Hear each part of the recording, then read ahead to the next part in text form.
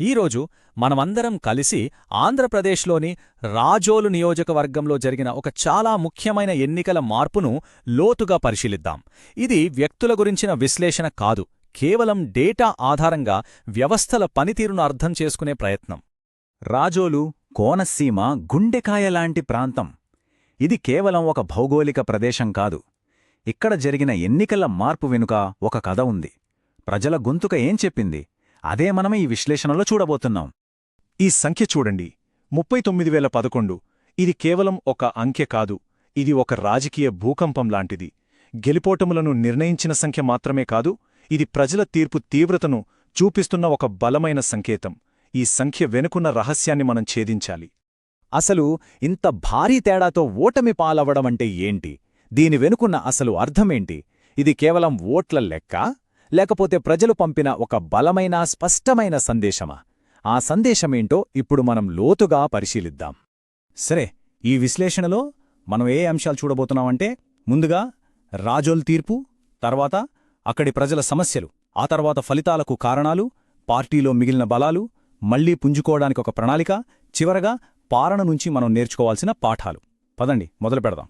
మొదటి భాగం రాజోలు తీర్పు. అసలీ సంఖ్యలు మనకి ఏం కథ చెప్తున్నాయో చూద్దాం. ఎందుకంటే డేటా అబద్ధం చెప్పదు, అది వాస్తవాలను మాత్రమే మన ముందుంచుతుంది. చూడండి, కేవలం 5 ఏళ్లలో ఎంత పెద్ద మార్పొచ్చిందో. 2019లో గెలుపు అనేది ఒక కత్తిమీద సాములాంటిది, అటూ ఇటూగా కేవలం 814 ఓట్ల తేడా అంతే. కానీ 2024కి వచ్చేసరికి సీన్ మొత్తం రివర్సు. ఏకంగా 39,011 ఓట్ల తేడాతో ఓటమి. ఇది మామూలు మార్పు కాదు, ఇది ఒక రాజకీయ సునామీ. ఈ చార్ట్ చూస్తే మనకు పరిస్థితి ఇంకా స్పష్టంగా అర్థమవుతోంది.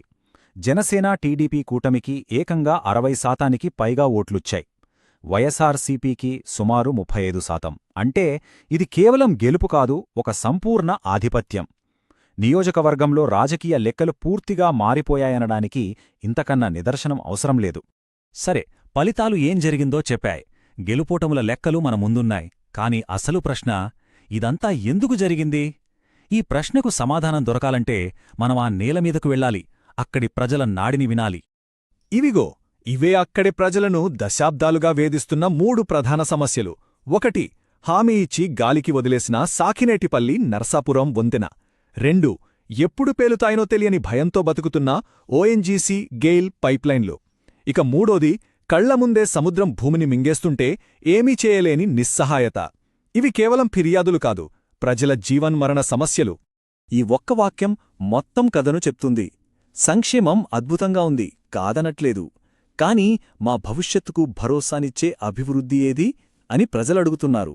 సంక్షేమం ద్వారా కడుపు నిండింది, కాని కంటికి కనిపించే అభివృద్ధి, శాశ్వత పరిష్కారాలు లేకపోవడం అనేదే అతి పెద్ద సమస్యగా మారింది. ఇక్కడ మనం ఒక విషయాన్ని గుర్తుంచుకోవాలి. రాజ్యాంగం ప్రకారం ప్రతి పౌరుడికి గౌరవంగా జీవించే హక్కుంది. ఆ గౌరవంలో వారి భద్రత, వారి జీవనోపాధికి సంబంధించిన ఆందోళనలను ప్రభుత్వం వినడం కూడా ఒక భాగమే. ఓకే, ఇప్పుడు ఈ ఫలితం వెనకున్న 4 కీలక వైఫల్యాలను ఒక్కొక్కటిగా విశ్లేషిద్దాం. ఇవి వేర్వేరు సమస్యను కాదు, ఒకదానికొకటి సంబంధం ఉన్న గొలుసుకట్టు కారణాలన్మాట. అవే ఈ పతనానికి దారితీశాయి. చూడండి, ఈ 4 కారణాలు: నెరవేరని వంతెన వాగ్దానం, పైప్లైన్ల భద్రతా సమస్య, సముద్రపు కోత. ఈ 3 ప్రజల్లో తీవ్ర అసంతృప్తిని రగిలించాయి. దీనికి తోడు 4వది, అభ్యర్థి ఎంపిక విషయంలో పార్టీలో జరిగిన అంతర్గత పోరు. ఇది నిప్పుకు ఆజ్యం పోసినట్టయింది. బయట ప్రజల్నుంచి వ్యతిరేకత, లోపల పార్టీలో అనైక్యత, ఈ 2 కలిసి ఓటమిని శాసించాయి. ఈ స్కోర్ చూడండి, 5కు కేవలం 1. అంటే క్షేత్రస్థాయిలో పార్టీ యంత్రాంగం దాదాపుగా కుప్ప కూలిపోయింది. అభ్యర్థి ఎంపిక నచ్చక కీలకమైన కార్యకర్తలు పనిచేయడం మానేశారు. అంటే యుద్ధానికి వెళ్లే సైన్యం లోపలినుంచే బలహీనపడితే ఎలా ఉంటుందో అలా తయారైంది పరిస్థితి. ఇది ఓటమి కాదు, ఒక రకంగా స్వీయ విధ్వంసం. సరే, ఇంత పెద్ద ఓటమి తర్వాత అంతా అయిపోయిందనుకోవడం పెద్ద పొరపాటు. ప్రతి సంక్షోభంలోనూ ఒక అవకాశం ఉంటుంది. ఈ ఓటమిలో కూడా పార్టీకి పునర్నిర్మాణానికి ఉపయోగపడే కొన్ని బలమైన పునాదులు మిగిలే ఉన్నాయి. అవేంటో ఇప్పుడు చూద్దాం. ఇక్కడ ఒక చాలా ఆసక్తికరమైన విషయం ఉంది, గమనించండి. ఇంత పెద్ద ఓటమిలో కూడా 2019తో పోలిస్తే పార్టీకి సుమారు 7,000 ఓట్లు పెరిగాయి. దీని అర్థమేంటి అంటే వ్యతిరేక పవనాలు ఎంత బలంగా వీచినా పార్టీకి ఇప్పటికీ ఒక బలమైన చెత్తుచెదరని కోర్ ఓటర్ బేస్ ఉంది. ఇది చాలా ముఖ్యమైన విషయం. సో పార్టీ చేతిలో ఇంకా ఏమేం ఆస్తులున్నాయి? 1. నవరత్నాల లాంటి సంక్షేమ పథకాల వల్ల ప్రజల్లో ఉన్న మంచి పేరు. 2.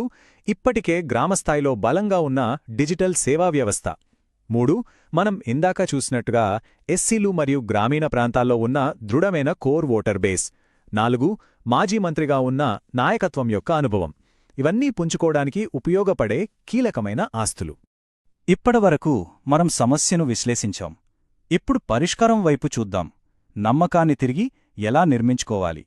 ఇదిగో దానికి ఒక 4 అంచెల మార్గం. ఏ వ్యూహానికైనా ఒక బలమైన పునాది, ఒక పేరు ఉండాలి.